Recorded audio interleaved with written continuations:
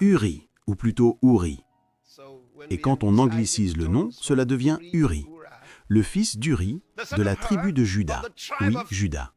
Et Dieu dit, « Je l'ai rempli de l'Esprit de Dieu, de sagesse, d'intelligence et de connaissance pour toutes sortes d'ouvrages. » Waouh! Donc, le Saint-Esprit peut te donner de la compétence. Le Saint-Esprit peut te donner du savoir-faire. Regarde la suite. Il est maître dans l'art de concevoir des œuvres, en or, en argent, en bronze. Un maître du design. J'aime ça. Un maître du design. Appelez cela comme vous voulez. Dieu a rempli cet homme de son esprit et l'a rendu expert, créatif, excellent. Alors, laisse-moi te poser une question aujourd'hui. Qu'aimerais-tu que Dieu fasse pour toi? Qu'aimerais-tu que Dieu fasse pour toi aujourd'hui? C'est merveilleux. Vraiment merveilleux. Maintenant, regardons un autre passage. Dans 2 Timothée, chapitre 1, verset 6. « C'est pourquoi je t'exhorte à ranimer le don de Dieu que tu as reçu par l'imposition de mes mains. » Cela signifie que le don de Dieu peut être transmis par l'imposition des mains. Paul regarde ce jeune homme, Timothée. Il ne voit pas les résultats. Il remarque que le don qu'il lui a transmis ne se manifeste pas. Il n'est pas activé. Quelqu'un pourrait dire « On m'a imposé les mains, mais je n'ai rien vu se produire. » Alors, tu es exactement comme Timothée. Et que lui dit Paul? Il lui écrit « Ranime le don de Dieu ». Il dit « Quand je t'ai imposé les mains, tu l'as reçu. Donc, je te le rappelle, ranime-le. » C'est ta responsabilité. C'est ton travail. Ranime le don de Dieu qui est en toi par l'imposition de mes mains. Waouh! Paul savait ce qu'il avait fait. Il dit en substance, « Je l'ai déposé en toi. » Alléluia. C'est là. Quand je t'ai imposé les mains, c'est entré en toi. Alors, il dit, « Ranime-le. » Parce que si tu ne le ranimes pas, il ne se manifestera jamais. Et tu pourrais finir par dire, « Peut-être que je ne l'ai jamais reçu. » Mais il est là. Rappelle-toi dans Acte 19. Quand Paul a imposé les mains aux croyants d'Éphèse, le Saint-Esprit est venu sur eux. Quelque chose se passait réellement quand Paul imposait les mains. Donc maintenant, il a imposé les mains à Timothée, il a reçu le don, mais il ne le manifeste pas. Alors Paul lui dit, « Ranime-le. Il est à l'intérieur. » Il ne dit pas « cherche une nouvelle onction ». Non. Ranime ce que tu as déjà reçu. Oui. Il parle ici du don de Dieu. Il ne dit pas « ranime l'onction ». Non. Il y a des choses que nous pouvons transmettre. La grâce, les dons, mais l'onction liée au Saint-Esprit vient lorsque tu reçois le Saint-Esprit. Si tu n'as pas encore reçu le Saint-Esprit, alors on peut t'imposer les mains et tu reçois le Saint-Esprit. Et quand tu reçois le Saint-Esprit, il vient habiter en toi. Chaque chrétien est oint du Saint-Esprit. Sinon, il n'est pas chrétien. Quand tu nais de nouveau, tu deviens la maison de Dieu.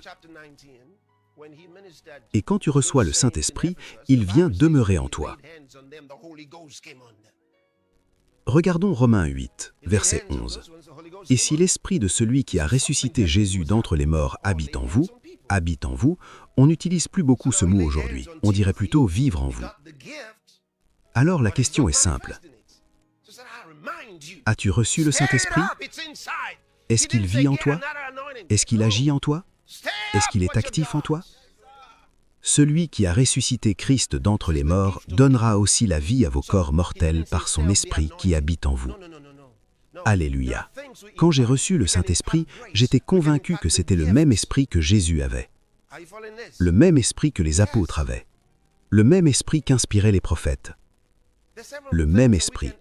Et si c'est le même Esprit, alors je dois pouvoir faire les mêmes œuvres. Jésus a dit « Mon Père qui demeure en moi, c'est lui qui fait les œuvres. » Ce Père qui demeurait en lui, c'était le Saint-Esprit. Et s'il vit en toi, alors tu vas faire de grandes choses. Peut-être que tu es venu aujourd'hui en espérant recevoir une impartation. Je te le dis, cela se passe maintenant. Maintenant. Mais écoute bien, quand tu repars, mets-toi en action. Tu ne restes pas assis à attendre. Quand le Saint-Esprit vient dans ta vie, il ne vient pas pour rester silencieux. Il vient annoncer le royaume de Dieu. Quand j'ai reçu le Saint-Esprit, il n'y avait pas beaucoup de bruit. Je l'ai reçu par la foi. Je n'ai même pas parlé en langue immédiatement. Quelques jours plus tard, alors que je priais seul, très doucement, j'ai commencé à dire des paroles qui n'avaient pas de sens pour moi. Je me suis arrêté. Puis j'ai recommencé. Et dès que j'ai dit « Ô Dieu », les paroles sont revenues. Et j'ai compris. Je parlais en langue. Et depuis ce jour, je n'ai jamais cessé. Plus je priais en langue, plus je devenais baudet. Avant cela, j'étais rempli de peur. Peur de la nuit, peur de l'obscurité, peur même des bruits. Mais le jour où j'ai reçu le Saint-Esprit, la peur est partie. Complètement. Je suis devenu baudet.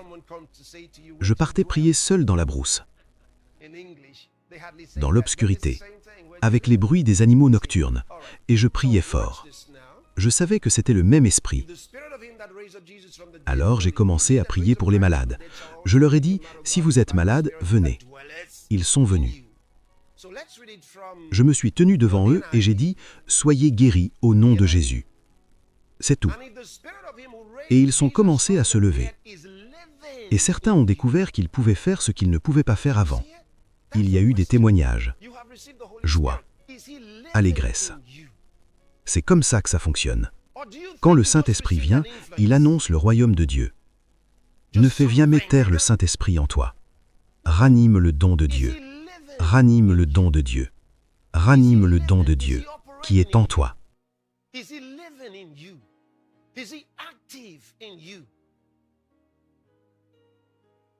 Voilà, c'est ce petit extrait de vidéo que je voulais partager avec vous. Et si ça vous plu, n'hésitez pas à liker et laisser un commentaire. À très vite.